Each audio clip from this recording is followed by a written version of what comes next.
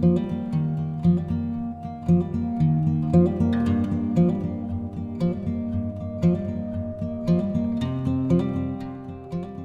dia, gente. Desculpa o atraso. Não sei. Agradeço a oportunidade. A gente teve um problema aqui na região que agora a nova moda é furtar cabos de internet. Ontem eles Um fizeram uma absurdo. gambiarra em casa, né? Deu tudo certo, mas hoje de manhã o sinal estava super instável, então eu tive que correr aqui para o escritório, não teve jeito mesmo. Certo. Mas cheguei na hora. Estou Não, tremendo tá até agora, ótimo. mas tudo bem. Tá certo. Obrigado. Então, o som tá bom? Porque eu Tá não bom, tô. tá Tá, bom. então tá ótimo. Eu não estou conseguindo conectar o fone, que agora eles brigaram também, mas tudo bem. Bom, Ficou atribuído a mim a questão de falar sobre segurança em primeiro lugar.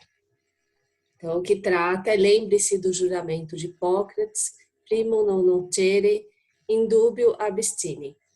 Então, eu não vou abordar, quando a gente fala em segurança, muitas vezes a gente pode até pensar naquela questão da segurança do paciente de uma maneira mais institucional. E não vai ser esse foco para esse momento. E aí a gente vai pensar naquelas metas do paciente, que é identificação, comunicação efetiva, que tem a ver, né? A segurança dos medicamentos, vigilância, cirurgia segura, que vai ter a ver, eu vou depois demonstrar, e redução de alguns riscos e prevenção de danos decorrentes até quedas, que é uma coisa mais institucional, e uma hora a gente também debate um pouco sobre esse tipo de situação e os protocolos que às vezes as instituições colocam e a pessoa não traz esse protocolo para a vida real, né? Mas o foco que eu vou dar vai ser justamente sobre o direito fundamental do indivíduo a essa proteção e um cuidado humanizado, né? Então, como isso se dá? A gente tem falado, todos os princípios, eles são complementares, eles são colocados de uma forma didática, mas eles se complementam de alguma forma e eles andam em perfeita sintonia, em perfeito estreitamento. Então, como que você vai fazer um atendimento seguro ao paciente? Então, no mínimo, você tem que conhecer esse paciente. Você conhece pela anamnese, que vai ser o aporte clínico que você vai ter, e saber a história de vida deles. Porque o médico, ele já tem a técnica. O profissional, ele já vai ter o estudo técnico para saber lidar, ou pelo menos para tentar fazer uma hipótese diagnóstica mais apropriada, mas para a aplicação de um raciocínio clínico adequado, você tem que também saber quais são esses valores do paciente, né? E depois eu vou colocar no WhatsApp, eu já ia jogar tudo aqui, já ia fazer bobagem, mas eu vou jogar no WhatsApp alguns links para leitura adequada, até que hoje em dia tem se discutido muito por conta da questão da pandemia, a medicina baseada em evidência, o que é, deixa de ser, só que assim, é a técnica, é a revisão, são as melhores práticas, só que a melhor prática também tem que confluir com os valores do paciente e se ele pode, do que ele vai se beneficiar com isso. Então, esse princípio, eu vou sempre traçar a questão bioética, não tem jeito, né?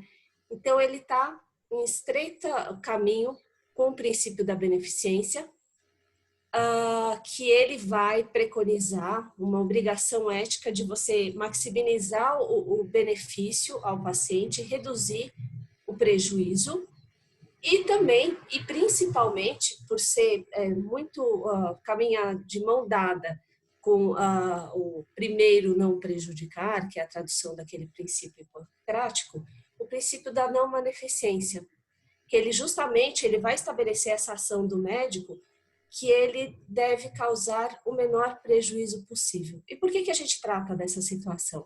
Principalmente, a gente tem um aporte tecnológico, que vai ser falado no momento posterior, e não importa eu ter um aporte tecnológico, se de repente eu não vou estar beneficiando esse paciente.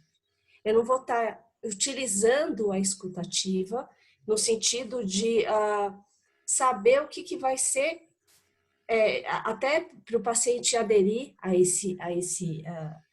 ao tratamento, e se, de repente, essa tecnologia não vai causar um diagnóstico excessivo e desnecessário, que, de repente, nem precisaria fazer uma intervenção cirúrgica ou seguir algum caminho terapêutico, porque seria uma doença, uma progressão que não traria um risco maior para esse paciente. Então, acaba confluindo com aquele primeiro tópico das metas de segurança do paciente, porque se eu penso numa cirurgia segura, eu não tenho que pensar apenas no aporte do centro cirúrgico, por exemplo, mas eu tenho que pensar qual é o risco que esse paciente ele enfrenta. Será que é adequada? Será que é apropriada essa o meu direcionamento? Então, esse